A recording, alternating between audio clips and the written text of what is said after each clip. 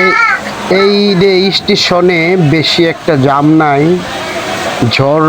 ঝড়ের কারণে মানুষগুলা ট্রেনে উঠতে ঝামেলা হইতাছে, অনেক কষ্ট হইতাছে বাড়ি যাইতে। দেখেন বন্ধুরা, এটা হলো মৌচক স্টেশন। এটা 11টার ট্রেনে তারা বাড়ি যাবে, অনেক কষ্ট হইতাছে, বৃষ্টি নামছে অনেক জোরে, বৃষ্টি ঝড়। তারপরও তারা বাড়ি যাবে ঈদে, আত্মীয় স্বজনের সাথে ঈদ করবে একসাথে, কি আনন্দ। কিন্তু যাওয়ার টাইমে যে ঝড়টা নামলো, ঝড়ের কারণে অনেক কষ্ট হইতাছে। কিন্তু ট্রেনে উঠে গেলে আর কোনো ঝামেলা নাই। দেখেন একজনে মুরগি নিয়ে আইছে, অনেক কষ্ট করে ট্রেনও ছাইড়া দিবে কিছুক্ষণের ভিতরে। এটা হলো আপনার লোকাল ট্রেন। লোকাল ট্রেন মৌচাক স্টেশন থেকে এটা এখন জয়দেবপুরের উদ্দেশ্যে রওনা দিবে। তারপরে জয়দেবপুরের থেকে আবারও 2টার দিকে আবার ওই মৌচাক স্টেশনে আসবে, তখন টাঙ্গাইল সিরাজগঞ্জ ওদিকে রওনা দিবে। অনেক মানুষ ছিল, এখন সব ট্রেনে চড়ে গেছে।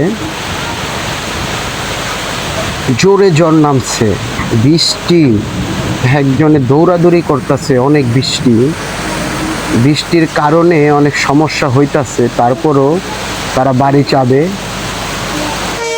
মা বাবা আত্মীয় স্বজন একসাথে তারা ঈদ উৎসব পালন করবে।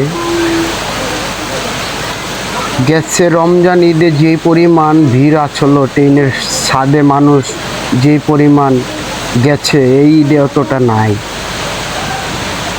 কুরবানি ঈদে অত জাম নাই।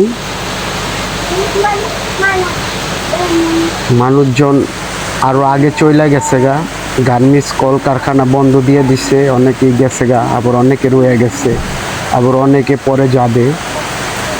কিছুক্ষণের ভিতরে রেলটা ছেড়ে দেবে, ট্রেন ছাইড়া দিছে।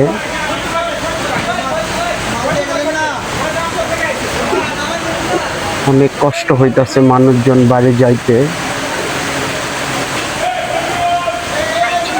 বন্ধুরা, যেখান থেকে ভিডিওটা দেখতেছেন অবশ্যই শেয়ার করে দিবেন।